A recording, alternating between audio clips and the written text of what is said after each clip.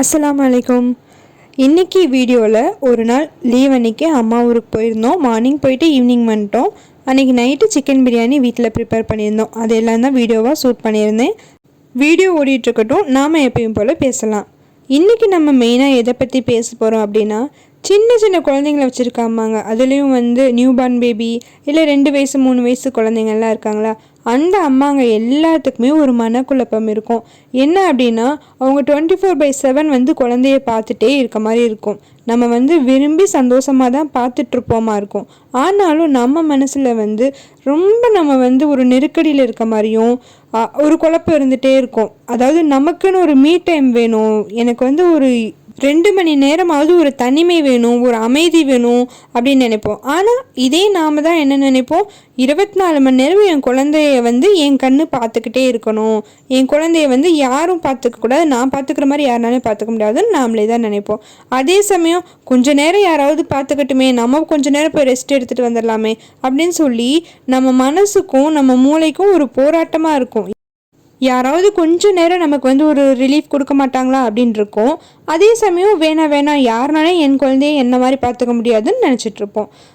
இதனால் நம்ம ரொம்ப நம்மளை ஸ்ட்ரெஸ் பண்ணிக்குவோம். அதே சமயம் சப்போஸ் சரி ஒரு நம்பகத்தன்மையானவங்கள்ட்ட நம்ம குழந்தைய கொடுத்துட்டு நமக்கான டைம் ஒரு மணி நேரமோ 2 மணி நேரமோ எடுத்துட்டோம் அப்படின்னா, அன்றைக்கி ஃபுல்லாக நமக்கு ஒரு குற்ற உணர்ச்சி இருந்துகிட்டே இருக்கும். ஐயோ, நான் ஒரு நல்ல அம்மா இல்லையா, என் குழந்தைய நான் பார்த்துக்கிறத தவிர எனக்கு வேறு வேலை என்ன, நான் ரொம்ப செல்ஃபிஷாக இருக்கேனோ, எனக்குன்னு ஒரு மீ டைம் வேணும்னு நினைக்கிறேன், என் குழந்தைய அடுத்தவங்கள்ட்ட கொடுக்க பார்க்குறேன்னு சொல்லி அன்றைக்கி நாள் முழுக்க நம்ம கில்ட்டில் வெந்துட்டுருப்போம். அட ஆமாப்பா, இது எல்லாமே எனக்கும் இருக்குது, ஆனால் இதிலிருந்து எப்படி வெளிவருதுன்னு தெரியலன்னு ஃபீல் பண்ணிகிட்ருக்க அம்மாவா நீங்கள்? அப்போ நீங்கள் கரெக்டான இடத்துக்கு தான் வந்திருக்கீங்க. நாம் இதை பற்றி இந்த வீடியோவில் பேசலாம். ஃபஸ்ட்டு ஒரு விஷயம் நம்ம தெளிவாக மனசில் புரிஞ்சு வச்சுக்கணும். என்ன அப்படின்னா, நம்ம ஆரோக்கியமாக இருந்தால் தான் நம்மளோட முழு ஈடுபாடையும் நம்ம குழந்தைக்கு கொடுத்து நம்ம குழந்தைய சிறப்பாக வளர்த்த முடியும். அப்போ நம்ம ஆரோக்கியமாக இருக்கணும் அப்படின்னா நம்ம மனசும் ஆரோக்கியமாக இருக்கணும் இல்லையா? அப்போது நமக்கான மீ டைம் நம்ம பாடிக்கும் சரி நம்ம மைண்டுக்கும் தேவைப்படுதுன்னா தாராளமாக அதை கொடுக்கலாம். ஜஸ்ட் ஒரு மணி நேரம் 2 மணி நேரம் இல்லை ஹாஃப் அ டே நீங்கள் ரிலாக்ஸ் பண்ணிக்கிறனால அந்த குழந்தைக்கு எந்த பாதிப்பும் வராது. நீங்கள் ஒரு 3rd பர்சன்ட்டை கண்டிப்பாக குழந்தைய விட்டுட்டு போக மாட்டீங்க. உங்கள் அம்மாக்கிட்டேயோ இல்லை உங்கள் ஹஸ்பண்டோட அம்மாக்கிட்டேயோ தான், இல்லை உங்கள் சிஸ்டர்ஸ் இல்லை உங்கள் ஃப்ரெண்ட்ஸ் யார்கிட்ட நீங்கள் அவங்க நம்ம குழந்தைய நல்லா பார்த்துக்குவாங்க அப்படின்னு ஒரு நம்பிக்கை இருக்கோ, தாராளமாக அவங்கள்ட்ட கொடுத்துட்டு உங்களுக்கு என்ன செய்யலாம்னு தோணுது, ஒரு ஷாப்பிங் போகலாமா, இல்லை ஒரு நைட் டைமில் மூவிக்கு போகிறீங்களா ஹஸ்பண்ட் கூட, தாராளமாக போயிட்டு வாங்க. அதுலேயும் நமக்கு கரெக்டாக தெரியும் குழந்தை எந்த டைமில் நல்லா தூங்குவான்னு. மதியம் குளிக்க வச்சுட்டு தூங்கினோம்னா எக்ஸ்ட்ராவாக 1 hour தூங்குவான், இல்லை நைட் டைம் நல்லா தூங்கிக்குவான் அப்படின்னு நமக்கு எந்த டைம் தெரியுதோ அந்த டைமை நீங்கள் ப்ரிஃபர் பண்ணிக்கோங்க. வயிறு நிறைய நல்லா ஃபீட் பண்ணி சாப்பாடு ஊட்டுற குழந்தையா இருந்தால் ஊட்டி விட்டுட்டு ஒரு பாட்டில் பாலை கலந்து அம்மா கிட்ட கொடுத்துட்டு குழந்தைய விட்டுட்டு போங்க. அப்படி நீங்கள் போகிறப்போ உங்கள் குழந்தை நல்லா வெல் ஃபீட் பண்ணியிருக்கீங்க, ஆரோக்கியமாக தூங்கிட்டு இருக்கான், பாதுகாப்பான ஒருத்தவங்க கிட்ட இருக்கான் அப்படின்னு சொல்லிட்டு மனசு தைரியப்படுத்திட்டு நீங்கள் தாராளமாக போகலாங்க. அச்சோ அதெல்லாம் இல்லை, இப்படி ஒரு குழந்தைய விட்டுட்டு போகிறேனே, நான் என்ன நல்ல தாயா இல்லையா அப்படின்னு நீங்கள் கேள்வி கேட்டுட்டு இருந்தீங்க அப்படின்னா நீங்கள் கண்டிப்பாக நல்ல தாய் தான். ஏன்னா நீங்கள் இப்போ 2 மணி நேரம் வெளியில் போய் உங்கள் மைண்டை நீங்கள் ஒரு புத்துணர்ச்சி ஆக்கிட்டு வரப்போ உங்கள் குழந்தைய இன்னும் சூப்பராக நீங்கள் பார்த்துக்க முடியும். அப்போ உங்களுக்குள்ள நல்ல ரெஃப்ரெஷிங்காக இருக்கும். அப்போ உங்கள் குழந்தையும் ஆரோக்கியமாக இருக்கும், நீங்களும் ஆரோக்கியமாக இருப்பீங்க.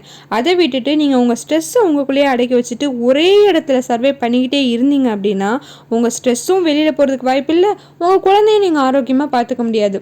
அதுலேயும் ஒரு நியூ பார்ன் குழந்தையோட அம்மாவுக்கு ரிலீஃப் டைமுங்கிறது வெளியில் போகிறத தாண்டியும் ஒரு 2 மணி நேரம் அமைதியாக தூங்கலான் இருக்கும்.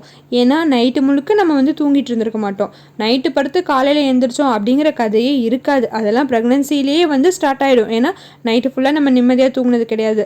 நெஞ்சரிச்சல் இருக்கும், கை கால் வலி இருக்கும். ஸோ அது எல்லாமே என்றைக்கு நம்ம மாதமாகிறோமோ பெரும்பான்மையான எல்லா பெண்களுக்குமே தூக்கங்கிறது ஸ்பாயில் ஆகிடும். அப்படியே 9 மாதமே நமக்கு நல்ல ஆரோக்கியமான தூக்கம் இருந்திருக்காது. அதுலேயும் குழந்தை பிறந்துருச்சுன்னா ரொம்பவே தூக்கம் பாதிப்படையும். அப்படி இருக்கப்போ அந்த தூக்கத்தை நம்ம ஈடுகட்ட பகலில் தாராளமாக தூங்கியே ஆகணும். எல்லாரும் சொல்லுவாங்க குழந்தை தூங்குறப்ப தூங்கிக்கோ, தூங்குறப்ப நீ சாப்பிட்டுக்கோ அப்படின்னு சொல்லிட்டு ஒரு லிஸ்ட்டே இருக்கும். என்னென்னா குழந்தை ஒரு மணி நேரம் தான் தொடர்ந்து தூங்குவானா இருக்கும். அதுக்குள்ளே தூங்குறதா இல்லை வீட்டு வேலை செய்கிறதா இல்லை அந்த வேலை செய்கிறதா இதை செய்யறதான்னு சொல்லி நம்ம அந்த குழப்பத்தில் யோசிச்சுட்டு இருக்கிறதுக்கே டைம் சரியாக போயிடும். ஆனால் அப்படி நீங்கள் போட்டு குழப்பிட்டே இருக்காமல் வேலைக்கு இல்லை மற்றதுக்கெலாம் ரொம்ப இம்பார்ட்டன்ஸ் கொடுக்காதீங்க. தேவையான உணவு சமைச்சாச்சா, தேவையான குழந்தைக்கு தேவையானது எல்லாத்தையும் ரெடியாக இருக்கா, ஓகே, உங்களுக்குன்னு ஒரு டைம் ஸ்பெண்ட் பண்ணுங்கள். அந்த டைமில் எனக்கு தூங்கினா நல்லாயிருக்கும். ஆனால் அதை விட பாத்திரம் கிடக்குதுன்னு அதை கழுவணும், இல்லை துணி கிடக்குதுன்னு அதை துவைக்கணும்னு சொல்லிட்டு தூக்கத்துக்கு எடுத்துகிட்டு அந்த வேலையை செஞ்சீங்கன்னா அதுக்கப்புறம் என்ன ஆகும், உங்கள் தூக்கம் பாதிச்சனால உங்கள் உடம்பு தான் கெட்டு போகுமே தவிர நீங்கள் உங்கள் குழந்தையும் நல்லா பார்த்துக்க முடியாது. குழந்தை தூங்கி முழிச்சிருவான். அப்போ தான் உங்களுக்கு உங்கள் கண்ணு ஃபுல்லாக தூக்கமாக இருக்கும். அப்போ குழந்தைகிட்ட சந்தோஷமாக சிரிக்க கூட முடியாது. எரிச்சலாக வரும், ஏண்டா இவன் முழிச்சா அப்படிங்கிற மாதிரி இருக்கும். அதே சமயம் மனசுக்குள்ள கவலையாக இருக்கும், நம்ம குழந்தைகிட்ட நம்ம வெறுப்பை காமிக்கிறோமோ, நம்ம நல்ல தாய் இல்லையோ, திருப்ப நமக்குள்ளே நம்ம நல்ல தாயா இல்லையா அப்படிங்கிற கேள்வி வந்துக்கிட்டே இருக்கும். அது எல்லாத்துக்குமே காரணம் நம்ம மனசில் இருக்க ஸ்ட்ரெஸ். அதே சமயம் நம்ம உடம்புலேயும் தெம்பு இல்லை. இது ரெண்டுமே நமக்கு கிடைக்கணும், மனசும் ஆரோக்கியமாக இருக்கணும், உடம்பும் ஆரோக்கியமாக இருக்கணும் அப்படின்னா நமக்கான டைமை நம்ம எடுத்துக்கணுங்க.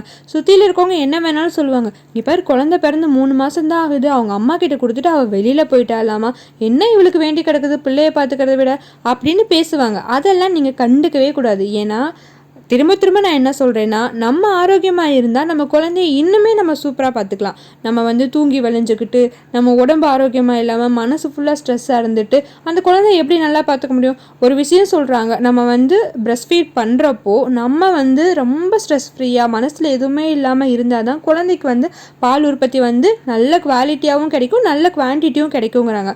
அப்போது எங்கள் குழந்தையோட ஊட்டச்சத்துங்கிறது அந்த தாய்ப்பாலில் தான் இருக்குது. அந்த தாய்ப்பால் நல்லா இருக்கணும் அப்படின்னா அம்மாவோட மனசும் சரி உடம்பும் சரி ஆரோக்கியமாக இருக்கணும். அதை ஆரோக்கியமாக வச்சுக்கிறதுக்கு உங்களுக்கு ஒன்று தேவைப்படுது அப்படின்னா தாராளமாக நீங்கள் செய்யலாம். அதை சுற்றியில் இருக்கவங்க புரிஞ்சுக்கலைன்னா அதை பற்றி நீங்கள் கவலைப்படாதீங்க. ஆனால் உங்கள் ஹஸ்பண்ட் கிட்டே எடுத்து சொல்லுங்கள், எனக்கு ரொம்ப ஸ்ட்ரெஸ்ஸாக இருக்குங்க, ஒரு 1 hour வெளியில் போயிட்டு வரலாம், நீங்கள் என்னை கூட்டிகிட்டு போயிட்டு வந்தீங்கன்னா என்னோடய மைண்ட் இன்னுமே ரிலாக்ஸாக இருக்கும், அப்போ இன்னும் நான் என் குழந்தைய நல்லா பார்த்துக்க முடியும் அப்படின்னு சொன்னீங்கன்னா கண்டிப்பாக அவங்களும் புரிஞ்சுக்குவாங்க. எதுவுமே நம்ம எடுத்து சொல்கிறது புரிய வைக்கிற விதத்தில் தான் இருக்குது. ஸோ கண்டிப்பாக நீங்கள் ட்ரை பண்ணி பாருங்கள். நீங்கள் ஒரு ஸ்ட்ரெஸ்ஸாக இருக்க அம்மாவா, உங்கள் குழந்தைய வச்சுட்டு உங்களுக்கு மீ டைம் வேணும் ஆனால் குழந்தைய நான் பார்த்துக்கணும் அப்படின்னு ஃபீல் பண்ணுற அம்மாவாக இருந்தால் கண்டிப்பாக இதை ஒரு வாட்டி ட்ரை பண்ணி பாருங்கள். ரொம்பவே சூப்பர் ரிசல்ட் கிடைக்குங்க. உங்கள் லைஃப்பில் நீங்கள் நியூபார்ன் மாமா இருக்கப்போ நீங்கள் எதெல்லாம் கடந்து வந்தீங்கன்னு சொல்லி கமெண்ட் பண்ணுங்கள். அப்புறம் இப்போ நியூபார்ன் மாமா இருக்கவங்க உங்ககிட்ட புலம்பிகிட்டே இருப்பாங்க இல்லையா, உங்கள் ஃப்ரெண்ட்ஸ் இல்லை சிஸ்டர்ஸ், அவங்களுக்கு இந்த வீடியோவை அனுப்பிச்சு மறக்காமல் பாரு அப்படின்னு சொல்லுங்கள். இன்னொரு பயனுள்ள வீடியோவுடன் காரிய மேதினில் மீண்டும் சந்திக்கலாம்.